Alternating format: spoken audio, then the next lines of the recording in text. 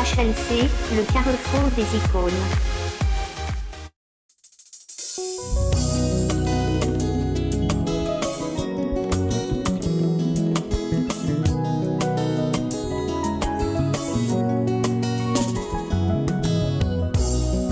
Ils te feront la guerre, ils me feront la guerre, ça je sais. Mais à cause du nom de Jésus, mon Dieu, oh, je serai toujours vainqueur, toujours. Je serai toujours la tête et non la queue. Seigneur, mon Dieu, alors que les portes de l'enfer sont grandement ouvertes et nous avons sur la terre toutes sortes d'esprits qui circulent ci et là. Bonjour chers internautes et bienvenue donc dans ce grand numéro de HLC. Je suis Aristophane Trophée, votre présentateur. HLC qui est un grand rendez-vous où les éminents hommes de Dieu nous ouvrent les cœurs afin de nous délivrer un message de vie. Alors sur ce plateau, nous avons eu ce réel plaisir de recevoir un homme passionné de Dieu qui n'est autre que l'évêque Moshe Mawongo, responsable des églises La Grâce des Héritiers. Bonjour. Bonjour. Alors comment allez-vous, évêque Moshe? Très bien par la grâce de Dieu. Alors grande est notre joie de vous recevoir sur ce plateau. Merci. Alors à l'exclusivité de HLC, nous allons évoquer ce thème qui est « Retrouver la destinée qui a été volée par le diable ». Alors l'évêque Moshe, pour bien éclaircir à nos internautes par rapport au thème, la première question qui nous est venue dans l'esprit, comment peut-on définir la destinée? La destinée, c'est le plan de Dieu dans notre vie. Dans la vie de chaque être humain, Dieu a un plan merveilleux. Dieu n'a pas formulé pour nous des projets, des malheurs ou des destructions. Et Dieu a un plan merveilleux dans notre vie. Donc la destinée, c'est le plan de Dieu pour nous. Et chacun de nous a un futur. Et Dieu a tracé un chemin dans la vie de chacun de nous. La destinée n'est pas seulement un chemin tracé, c'est aussi un lieu élevé où l'homme doit atteindre avec un esprit de la percée. Et pourquoi? Parce que nous ne sommes pas venus sur cette terre des hommes pour accompagner les autres. Nous sommes venus accomplir les desseins de Dieu. Donc c'est les desseins de Dieu dans notre vie. Ah, merci pour cet éclaircissement, cette définition de la destinée qui était un plan de Dieu. Merci. Alors nous allons pas à pas, homme de Dieu. Alors, comment est-ce que le diable peut détruire la destinée d'une personne par rapport à ce thème qui nous est donné? Alors, le diable peut détruire la destinée d'une personne lorsqu'une personne ouvre la porte au diable. Le diable, c'est un destructeur et la Bible nous révèle noir sur blanc dans le livre de Jean, chapitre 10, le verset 10. Le voleur ne vient que pour... le diable ne vient que pour voler, pour détruire et égorger. Amen. Donc lorsque une personne ouvre la porte à Satan, le diable vient pour faire des ravages, il vient pour détruire les destinées. Voilà pourquoi Éphésiens, le chapitre 3, le verset 27, nous dit « Et ne donnez pas accès au diable ». Lorsqu'une personne donne accès au diable, le diable détruit sa vie, il détruit sa destinée. Donc, comment une personne peut donner accès au diable? Lorsqu'une personne ouvre par exemple la porte au péché et le diable il visite cette personne, il fait ses ravages. Merci. Merci pour l'éclaircissement. Donc c'est dès lors que l'homme ouvre la porte, c'est par là que le diable peut fréquenter la personne. Justement. Alors, et détruire la destinée de cette personne. Ok, merci. Alors, homme de Dieu, nous aimons encore savoir, par rapport au thème, comment on peut définir le diable? Alors, le diable, par définition, c'est un destructeur. Un destructeur, c'est un menteur. C'est l'accusateur de nos frères. Alors, au départ, on l'appelait l'as brillant. Quand vous lisez le livre de Ésaïe, au chapitre 14, Il voulait s'égaler à Dieu. L'as brillant, Lucifer, il a dit que je serai semblable au Très-Haut. Je bâtirai mon trône au-dessus du trône de Dieu. Il voulait se comparer à Dieu. Et il a été précipité sur la terre. Et il est animé d'une grande colère. Et il y a un lieu qui est prévu pour lui, c'est l'enfer. Il ne veut pas aller seul. Et il cherche à détruire plusieurs vies, plusieurs destinées pour aller avec lui. Donc voilà ce que je peux vous dire concernant... Donc le diable est égal à Lucifer. Oui, Lucifer, il a plusieurs noms. Le diable, Lucifer, Satan, l'as brillant. Il y a plusieurs noms dans la Bible.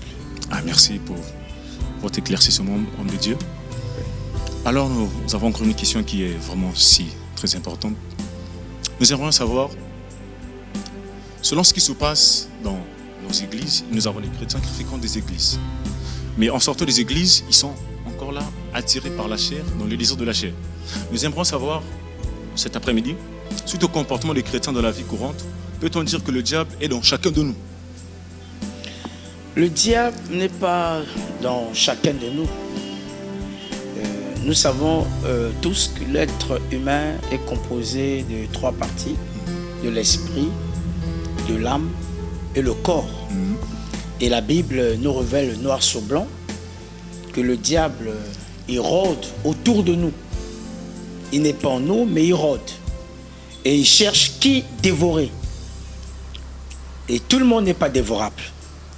Le diable rôde. Dès qu'il trouve l'espace, une petite porte, il peut s'infiltrer. Le diable n'est pas en nous. Nous, étant qu'enfants de Dieu, étant que chrétiens, c'est le Saint-Esprit qui est en nous. Nous avons reçu Jésus-Christ comme Seigneur et Sauveur personnel, mais le diable n'est pas en nous, mais le diable rôde autour de nous. Mais non, lorsque une personne ouvre la porte, le diable peut entrer.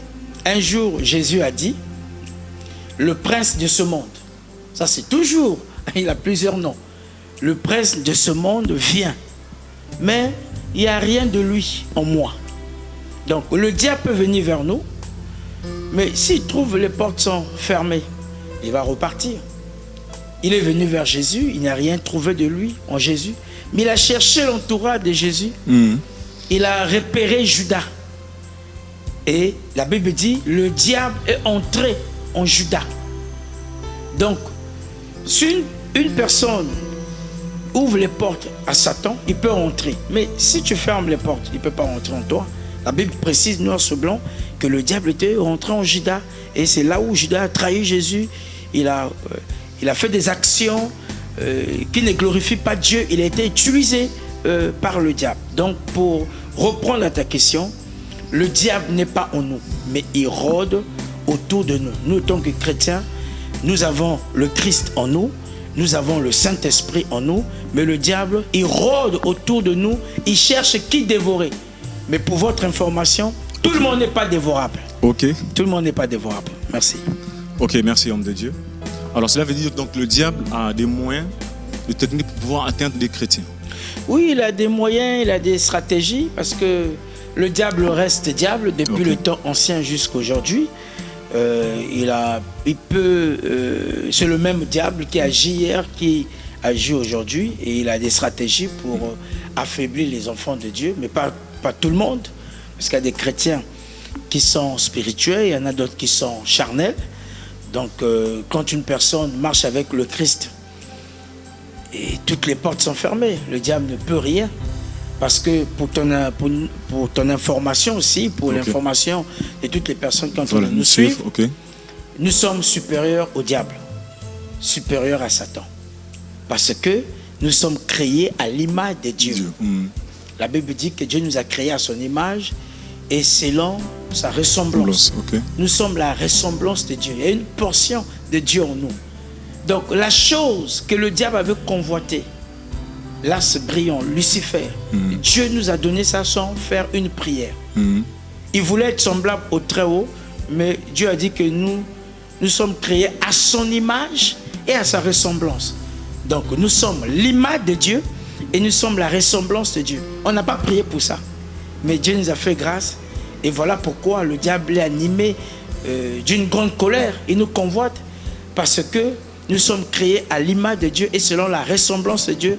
Il y a une portion de Dieu en nous. Voilà pourquoi le diable nous combat et nous convoite. Et nous sommes aussi la punition du diable. Parce que la Bible dit que Dieu nous a donné le pouvoir de marcher sur les serpents et les scorpions et sur toute la puissance de l'ennemi. Et lui, le serpent ancien, c'est toujours lui.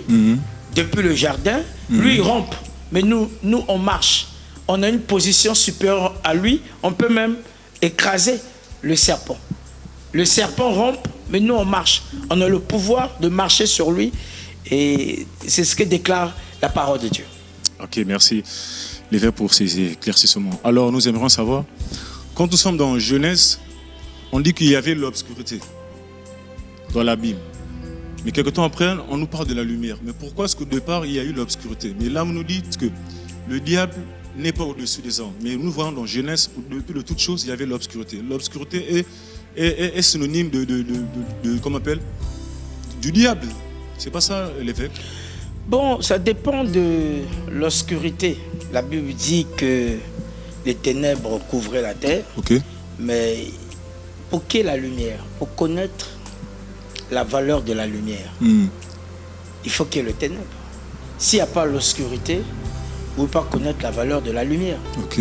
Et je vous ai dit au départ, l'as brillant, Lucifer, il était parmi les anges de Dieu. Et celui qui s'occupait de l'adoration. Et il a convoité, comme vous lisez Ésaïe chapitre 14, il voulait être semblable au Très-Haut. Il voulait construire son trône au-dessus du trône de Dieu. Jusqu'à ce que l'iniquité fût trouvée en lui, il fut précipité sur la terre. Mais il est descendu avec une grande colère, avec la fureur. Mais la Bible dit au commencement, quand Dieu a commencé à créer, il a créé depuis le premier jour jusqu'au 6e jour. Il a créé toutes choses, il a dit c'était bon. Mais quand il a créé l'homme, il a dit que c'était très bon. Parce que l'homme est créé à son image selon sa ressemblance. Et si la Bible nous dit au commencement, il y avait l'obscurité. Il y a eu une guerre dans le ciel. Là où il a été précipité, il a porté le ténèbre. Et sur la terre, il a porté l'obscurité, comme vous venez de dire. Mais Dieu avait un plan de la rédemption. La Bible dit qu'il envoyait son Fils unique, Jésus-Christ. Même depuis l'Ancien Testament, il avait déjà un plan de venir sauver l'homme que le diable veut emmener en enfer. Donc voilà ce que je peux vous dire. Merci l'évêque, c'était tout simplement une parenthèse que j'ai ouverte. Oui. Alors revenons sur notre thème. Alors pour nos internautes qui nous suivent, il y a ceux qui sont dans les formes vides. Alors j'aimerais savoir comment peut-on retrouver la destinée qui a été volée par le diable? C'est simple, pour retrouver la destinée qui a été volée par le diable. Prenons le cas de Bartimée, fils de Timée. Je veux vous donner une référence dans le livre de Marc au chapitre 10. Vous pouvez lire chez vous à la maison à partir du verset 43 jusqu'au verset 53. La Bible nous parle de l'histoire de Bartimée, fils de Timée. Bar signifie fils et Timée signifie honorable. Bartimée, fils de Timée, il était mendiant et aveugle. Il était assis au bord du chemin. Timée signifie honorable, donc le fils d'une personne qui est élevée en dignité. Il était mendiant et aveugle. Il était assis au bord du chemin. Est-ce que vous avez déjà vu le fils d'un ministre des Finances être mendiant? Je ne pense pas. Ou le fils d'un premier ministre être mendiant? Je ne pense pas. Bartimée, fils de Timée, il était mendiant. Il était le fils d'une personne qui était élevée en dignité. Mendiant et aveugle, il était assis au bord du chemin. Et Jésus passait sur son chemin. Il a crié, fils de David, aie pitié de moi. Et lorsqu'il a crié, il y avait des gens qui étaient autour de lui qui empêchaient Bartimée de crier. qui empêchaient Bartimée de crier. Ils ont dit tais-toi. Ok. Et Bartimée, il criait plus fort. Fils de David, aie pitié de moi. L'appel de Bartimée a interpellé Jésus. Pour votre information, pour des personnes qui sont en train de nous suivre, il y a des appels qui interpellent. J'explique, il y a des appels qui interpellent. Donc l'appel de Bartimée a interpellé Jésus. Aujourd'hui, par exemple, quelqu'un qui a souffert ici dans cette ville de Pointe-Noire, qui a grandi dans un quartier pauvre ou misérable, et dans le quartier, quand il grandissait, il avait beaucoup de chic. Il avait une démarche bizarre, et on l'avait surnommé dans le quartier Dieu Chicard. Et une fois qu'il finit ses études, cette personne est élevée en dignité. Il peut faire un tour à Washington et on le reçoit avec le tapis rouge. Et on invite les Congolais de Washington pour venir accueillir cet homme. Et tout le monde peut acclamer « Ah, son excellence, son excellence ». Mais dans la foule, une personne va crier « Oh, Dieu Chicard, Dieu Chicard ». Il va réaliser « Non, celui-là ne me connaît pas seulement ici à Washington, il me connaît depuis Pointe-Noire, depuis le quartier. » Voilà, les années passées. Et parce qu'il y a des petits noms que quelqu'un peut vous appeler, tu dis non, ça c'est celui-là, c'est un membre de la famille, voilà. Ou c'est celui-là, on a fréquenté ensemble. Donc, lorsque Bartimée a appelé Jésus, fils de David, il a compris que celui-là ne me connaît pas seulement ici, il me connaît depuis le royaume. Et l'appel de Bartimée a interpellé Jésus. Donc, pour dire qu'il y a des appels qui interpellent. Jésus a dit à Bartimée, appelez-le, il a dit faites-le venir. Il y avait des gens qui empêchaient Bartimée. Et Bartimée s'est levé, il a jeté son manteau. Lui qui était mendiant, aveugle, mais il n'était pas destiné à être mendiant ou aveugle. Il y a des gens aussi que le diable a volé leur destinée. Quelqu'un qui était très intelligent, mais il se retrouve, pas de travail, il a sa licence, son master 2, mais il se retrouve au marché de Tchétché ou le marché de Oui, en train de vendre les poissons salés ou en train de vendre au marché. Mais quelqu'un qui a fait ses études, il pouvait travailler quelque part, mais le diable a volé sa destinée. Une telle personne, pour retrouver sa destinée, il doit revenir vers Dieu, il doit revenir à la source. Il doit revenir et Dieu est capable de frayer le chemin à cette personne.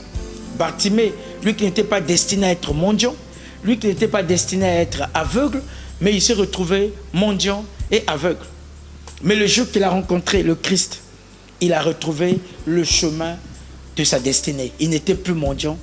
Et peu de gens parlent de Bartimée. Et lorsqu'il a retrouvé le chemin de la destinée, il est devenu un homme d'affaires. Il a commencé à suivre Jésus dans le chemin. Donc, pour toutes les personnes que le diable a volé leur destinée, si vous voulez retrouver le chemin de votre destinée, donnez votre vie à Jésus. Ou si vous avez déjà donné votre vie à Jésus, accrochez-vous à Jésus, rentrez dans le plan de Dieu, faites la volonté de Dieu et vous allez retrouver le plan que Dieu a tracé pour vous. Merci, homme de Dieu. Donc, en résumé, nous avons compris une chose, que pour retrouver la destinée, il faudra chercher la face du Seigneur, crier à l'Éternel. Et justement, il faut crier à l'Éternel, il faut faire la volonté de Dieu, il faut être à la page avec Dieu, il faut faire l'actualité avec Dieu. Et si tu as la ligne avec Dieu, le plan de Dieu sera merveilleux pour toi. C'est le Christ qui va vivre en toi et il va te conduire dans la gloire. Le plan qu'il a fixé pour toi, ça va se réaliser, même si le diable se lève ou pas. Mais le plan de Dieu va s'accomplir dans ta vie, ta destinée va se réaliser. Même si le plus grand sorcier de ta famille se lève dans ta vie ou pas. Mais c'est que Dieu, si tu es dans le camp de Dieu, tu sortiras vainqueur. Parce qu'avec Dieu, lorsque le diable t'attaque, tu sortiras vainqueur parce que Dieu est avec toi. Il combat pour toi, il combat pour ta vie et il accomplira ses desseins pour toi. Voilà ce que je peux dire. Donc, merci encore l'évêque pour ce message. Alors, y a-t-il pas une distinction alors pour retrouver la destinée? c'est fait uniquement pour une catégorie de chrétiens ou bien de non-chrétiens? Mais la destinée, c'est pour tout le monde. Il y a des non-chrétiens. Parlons d'abord de non-chrétiens, des païens. Il y a des païens, tout le jour, ils font le mal. Ils sont égarés. Il y a d'autres qui tuent les gens tout le jour. Vous savez qu'il y a des païens que Dieu protège? Oui. Oui. Parce que Dieu a un plan merveilleux dans sa vie, malgré tout le mal qu'il est en train de faire. Mais il y a déjà le plan de Dieu. Dieu sait à quel moment il va le récupérer. Prenons le cas de l'apôtre Paul, lui qui persécutait l'église. Et lui qui était à l'école de Gamaël, il persécutait l'église. Il était dans l'ignorance. Et un jour, il marchait sur le chemin de Damas. Il a rencontré une lumière. Et il est tombé. Vous savez, quand tu es païen, Dieu va te rattraper. Et il a commencé, il est tombé, il a roulé par terre. Malgré sa connaissance, Dieu peut faire balancer quelqu'un par terre malgré ses diplômes. Et il a vu une lumière, il était émerveillé, étonné. Il a dit, mais qui es-tu? Lui qui croyait qu'il était indur, lui qui faisait du mal aux chrétiens. Jésus a dit, c'est moi Jésus que tu persécutes. Nous parlons de Actes chapitre 9, il a dit, c'est moi Jésus que tu persécutes. Il est resté là 3 jours, il ne pouvait pas voir, aveugle. Et Dieu va parler à Ananias, va prier pour Paul. Ananias a refusé, il a dit, mais c'est un persécuteur de l'église. Dans le verset 15, Dieu dit à Ananias, de Actes chapitre 9, le verset 15, cet homme est un instrument que j'ai choisi pour porter mon nom devant le roi, devant les nations et devant les fils d'Israël. Il dit, c'est un instrument que j'ai choisi. Il a dit, mais c'est un païen, ça, c'est un persécuteur de l'église. Mais Dieu dit, c'est un instrument que j'ai choisi. C'était le choix de Dieu. Et il est venu prier pour lui. Lui qui ne voyait pas. Mais Ananias avait du mal d'aller prier pour lui. Il a dit, c'est un persécuteur de l'église. Il a dit, c'est un instrument que j'ai choisi pour porter mon nom devant le roi. Devant le roi, ça veut dire devant les personnes qui sont élevées en dignité, les autorités. Nous, en tant qu'enfants de Dieu, nous devons prêcher les rois. Ton chef, c'est un roi. Un directeur, c'est un roi. Ton papa, c'est un roi. Ton oncle, c'est un roi. Le chef de la famille, c'est un roi. Un ministre, c'est un roi. Un président, c'est un roi. Donc, devant des personnes qui sont élevées en dignité, nous avons aussi une mission de prêcher l'évangile à ces personnes. Devant les fils d'Israël, les enfants de Dieu, entre nous les chrétiens, on peut s'exhorter, on peut prêcher, on peut se fortifier, on peut prêcher l'évangile. Et devant les nations, mais c'est les nations païennes, des gens qui ne connaissent pas le Christ. Et l'apôtre Paul avait la mission d'aller prêcher les païens. Donc un païen, parfois quelqu'un qui ne prie pas, mais Dieu a déjà tracé un plan pour lui. Il sait à quel moment qu'il va le toucher, il va se convertir. De nos jours, même les serviteurs de Dieu qui sont aujourd'hui, même moi qui vous parle, je ne suis pas né chrétien. J'étais un païen. Mais Dieu a fait son choix, il appelle les païens. Donc ça ne veut pas dire que le non-chrétien aussi, Dieu a un plan merveilleux pour eux. Sa volonté, que tout le monde puisse parvenir à la connaissance de la vérité. Que son peuple soit sauvé. Donc ceux qui sont dans l'ignorance, les païens aussi, ils peuvent retrouver leur destinée volée par le diable. Parce que déjà, d'autres personnes, le diable a volé son avenir, sa destinée. Nous avons un futur meilleur, c'est ça la destinée. Le diable combat notre futur. Il combat notre avenir, il combat notre destinée. Et ici, leur avenir est combattu. Mais une fois qu'ils donnent leur vie à Jésus, une fois qu'ils découvrent le plan de Dieu dans leur vie, ils retrouvent leur destinée volée par le diable. On a vu des filles qui faisaient la prostitution. Pour eux, c'était normal parce que le diable les a voilé la face. Une belle fille, mais elle est prostituée. Sa destinée est volée. Mais une fois qu'elle accepte Jésus comme Seigneur et Sauveur personnel, quelque chose, quand elle gagnait de l'argent, elle trouvait son plaisir là-dessus, elle pouvait s'organiser. Mais une fois qu'elle accepte Jésus, elle va voir son état du péché et va considérer la prostitution comme la boue. Mais tant que Jésus n'est pas encore dans son cœur, elle trouve que c'est la meilleure voie. Mais une fois qu'elle a reçu Jésus, elle va voir son état, qu'elle est sale malgré qu'elle est belle, mais elle n'est pas propre, elle est sale. Mais si elle a une prise de conscience, elle va dire non mais le diable a volé ma beauté, il a pris ma destinée. Et d'elle-même, quand elle est touchée par la parole de Dieu, elle va prendre la décision d'abandonner ça et elle va retrouver sa destinée. Elle va se réaliser que non, il faut aller travailler. Il y a des témoignages, des filles qui ont laissé la rue pour aller faire le commerce. Aujourd'hui, ils commencent à aller en Chine, à Dubaï et partout dans le monde. Tu vois, ce sont des personnes que le diable avait volé leur destinée. Une fois qu'ils ont reçu le Christ, leur vie est éclairée. Ils ont retrouvé le chemin de leur destinée. Donc, pour les chrétiens et les non-chrétiens, pour les chrétiens aussi, il y a des chrétiens qui ont reçu Jésus, mais qui peuvent être perdus aussi dans la société. Prenons l'image de l'enfant prodigue qui est venu auprès de son père pour demander sa part d'héritage. Il a dit, mon papa, donne-moi mon héritage. C'était pas mauvais, mais il n'avait pas de bonnes dispositions pour recevoir cet héritage. Et puisqu'il n'était pas préparé à ça, vous savez, la grandeur, ça se prépare. L'élévation, ça se prépare. Amen. Le succès, ça se prépare. Même être grand, même grand serviteur de Dieu, tout ça se prépare. Amen. Même pour rentrer dans un foyer, ça se prépare. Être grand journaliste, ça se prépare. Amen. Il n'y a jamais eu de grandeur sans préparation. Amen. Il n'y a jamais eu de grandeur sans préparation. Donc, nous devons nous préparer et pour entrer dans notre chemin de la destinée. C'est très important. Alors, merci l'évêque pour ces éclaircissements, pour ce message que vous venez de délivrer à nos internautes. Donc, nos internautes, je crois que vous avez pris note que pour retrouver la destinée, il faudra nous tourner vers le Seigneur.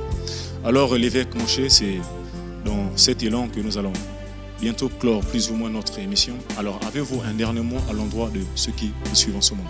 Alors, ce que je peux vous dire de la part du Seigneur, que le diable c'est un menteur et Dieu a un plan merveilleux pour chacun de vous. Il n'a pas formulé pour vous des projets de malheur ni les projets de la destruction. Dieu a pour vous les projets de paix et de bonheur, les projets de shalom. Que ma prière est que le shalom de Dieu soit votre partage et que la paix de Dieu soit votre partage. Et ce shalom est accompagné de la faveur de Dieu. Et ma prière que cette année nouvelle, que la faveur de Dieu vous accompagne, que vous puissiez retrouver votre destinée que le diable a volée, que vous puissiez vivre pleinement dans votre destinée. Et vous n'êtes pas destiné à la bassesse, vous n'êtes pas destiné à être mendiant, vous n'êtes pas destiné à être misérable ou pauvre, vous n'êtes pas destiné au célibat, vous êtes destiné au mariage. Et Dieu est capable d'ouvrir les portes dans votre vie, au-delà de ce que vous pouvez penser ou imaginer. Il a un plan merveilleux pour chacun de vous, parce que c'est un bon Dieu, il vous aime. Il vous aime, ne vous inquiétez de rien, malgré tous les combats que vous traversez. Et pour atteindre notre destinée, Dieu nous fait passer par des voies compliquées, par des chemins qui paraissent sombres, mais avec le temps, ça finit par s'éclaircir. Donc, ne baissez pas les bras, ne soyez pas découragés. La réussite appartient à des personnes qui ont la ténacité. Et je crois, même si vous êtes au début de votre destinée, mais vous n'êtes pas encore arrivé à la conclusion de votre destinée, à la conclusion de votre vie. Donc, tous les combats que vous traversez, ce n'est pas la conclusion de votre vie. Les épreuves que vous traversez, ce n'est pas la conclusion de votre vie. Ce sont des passages que Dieu vous fait passer par là pour vous faire grandir. Lorsqu'il y a des épreuves, ça nous fait grandir sur le chemin de notre destinée.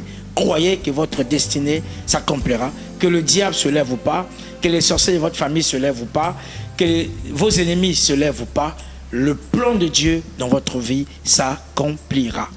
Alors, l'évêque Moshe, avez-vous un dernier mot à l'endroit de cette maison de production qui est Hermès House, qui vous ont donné cette opportunité de s'exprimer librement? Alors, ce que je peux dire à cette maison, plein succès à vous. Et faites un bon travail, surtout celui de l'évangélisation. C'était un travail noble. Et votre récompense sera très grande. Dieu va vous ouvrir les portes au-delà de ce que vous pouvez penser ou imaginer. Plein succès à vous. Et faites des grandes choses pour la gloire de Dieu. Ne vous limitez pas. Allez au-delà de vos limites, au-delà de ce que vous pouvez penser. Faites les choses au-delà de vos limites. Merci. Merci encore, homme de Dieu, pour ces paroles d'encouragement. Alors, nos internautes, c'est ici que s'achève notre émission.